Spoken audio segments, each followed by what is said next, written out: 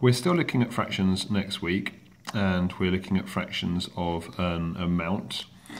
So if we're looking at 3/4 of 16, we can represent that in our bar model by drawing a bar and saying that's worth 16. And it's quarters, so we can first look at half of 16, and then we can look at quarters underneath. And I always draw the half in first, halve the halves, and you get quarters. And because it's 3/4, and these ones down here are quarters, we're looking at this one, and this one, but not that. 1, 2, 3, but not that one. So what's this worth? And we can do that by halving the 16, and then halving the halves. And if you can't do half 16, we can partition it into 10 and 6, and half those, which is a bit easier. So we've got a 5, and half of 6 is 3. Add those together, you get 8. So half of 16 is 8.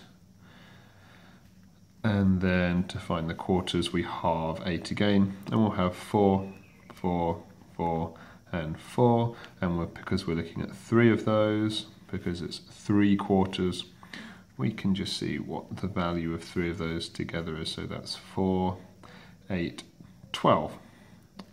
So we can say half of 16 equals 12.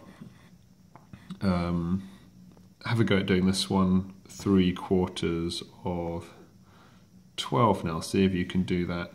Use the bar model first, and see if you can work out the answer.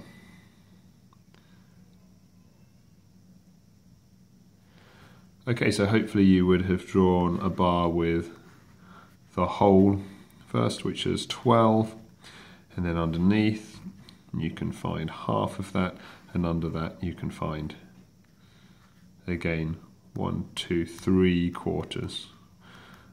So half of 12, you might just know that's 6. If not, you could always partition the 12 into a 10 and a 2, and half of 10 is 5, and half of 2 is 1. Plus them together you get 6, so we've got half is 6, but we don't want half, we want 3/4. So if you halve the half, you get a quarter of 12, which is 3.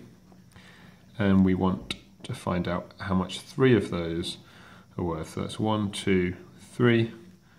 Add them together. 3, 6, 9. So 3/4 of 12 equals 9. That should be your answer. Okay. We can do that quite easily on a bar model, because quarters and halves and sometimes even eighths are easier to find because you're just halving and halving and halving. When you get something like this, 3/5 of 15, it becomes a little bit trickier. So we need to do something else. We can't really do that through halving. I mean, I can show you why. We could draw our bar, and we'll put 15 in here because that's the whole. But now underneath, we need to split it into, well, how many ways do we need to split this 15? If we look at our denominator, it's 5. That's hard to do. I could draw it in. I have a method of drawing 5, which is to draw a small box in the middle and then just split either side. So now we've got 1, 2, 3, 4, 5, but we can't do that through halving. So how are we going to do it? How do we split 15 into 5? Well, if we're splitting something into equal groups, it's a division. So we're actually looking at 15 divided by 5. And that will give us the value of each of these boxes. How do we do that? You could use the chunking we've done in an earlier video, or you could look at the inverse. So if we look at the inverse, we start this way and move back, and it's something. The inverse operation of divide is times or multiply. Something times 5 equals 15. And you could think about your 5 times table, which you should know. 1 times 5 is 5, 2 times 5 is 10, 3 times 5 equals 15. So the answer is actually, this is going to be a 3. And which means that this one is a 3 here. So 15 divided by 5 equals 3. 3 times 5 equals 15. So each of these is worth 3. And if we're looking at 3/5, this is now a fifth because there's 5 of them. Let's count 1, 2, 3. So 3 plus 3 plus 3 is 9. So 3/5 of 15 equals 9. If we wanted 4/5, we'd count 4 of them. If we just wanted 1/5, we'd count 1 of them. Right, see if you can do this one. 3/5 of 25. So think about how you're going to start, which number you're going to put in your whole.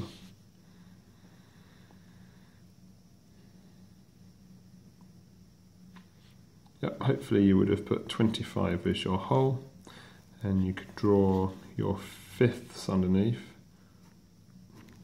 2 bars and then 2 more. And remember, you're looking at 3/5, so you want to find the value of this one plus this one plus this one. And you can write up here 25. Now we're splitting it into 5, splitting it 5 ways, so we can do 25 divided by 5 equals, and that's what we want to find out. You might know that. If you don't and you're more comfortable with your times tables, let's do the inverse. Let's start this way with the question mark. Something, the inverse operation of dividers times 5 equals 25. What times 5 equals 25? If you know your 5 times table, you can just go through it. 1 times 5 is 5, 2 times 5 is 10, 3 times 5 is 15, 4 times 5 is 20, and 5 times 5 equals 25. So that's going to be a 5 there, which will make this a 5 here. So 25 divided by 5 equals 5. So we now know that a fifth of 25 equals 5. 2/5 will be 10, and 3/5 will be 15. I can put the other 2 in there, but we're actually just interested in 3/5. 1, 2, 3, 15. So 3/5 of 25 equals 15. Okay, if you're comfortable with that, you can try doing these 2. I'll start the first one off for you, and then you can work it out. So I'm going to start by drawing the bar, and I'm going to put the whole amount in there, 30, and it's going to be divided into fifths. So again, I can draw my bar underneath, and I'm going to split this into 5 boxes. The easy way of doing that is 2 lines towards the middle, 1 on either side, and you need to work out first what each of those boxes is, and then you need to add up 3 of them to get your answer. Pause the video and have a go.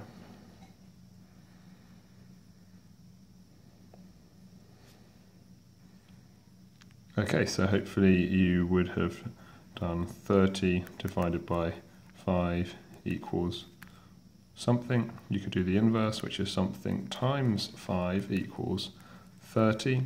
And again, if you know your 5 times table, you can say that that is 6, and that's 6. So we've got 6, 6, 6, 6, 5 sixes, and we want 3 of them, so it's 3/5. 1, 2, 3. 6 plus 6 plus 6 equals 18. So 3/5 of 30 equals 18. This one's a little bit different because our denominator is different. It's a different number. That's all I'm going to tell you for now. See if you can use the same method to work out 2/6 of 18.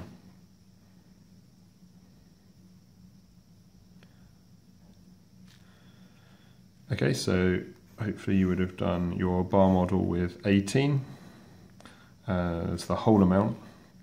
And now we need to split the bottom section into how many boxes? It will be 6. So I'm going to split it into 2 first and then get 3 on each side.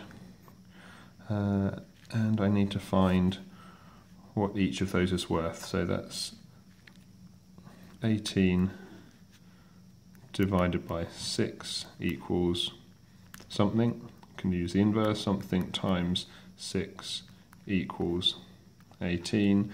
And if you know your 6 times table, 1 times 6 is 6, 2 times 6 is 12, 3 times 6 is 18, so it's 3 6s are 18, which means 18 divided by 6 equals 3. So each sixth of 18 is worth 3. We can check that by adding those all together and seeing if we get 18. And how many are we interested in? Well, it tells us here it's 2. Our numerator is 2, so all I have to do is take 2 of those, add them together. 3 plus 3 equals 6. So 2 sixths of 18 equals 6. If you want to practice some more of these, they're quite easy to do. Just make sure that your whole number is a multiple of your denominator.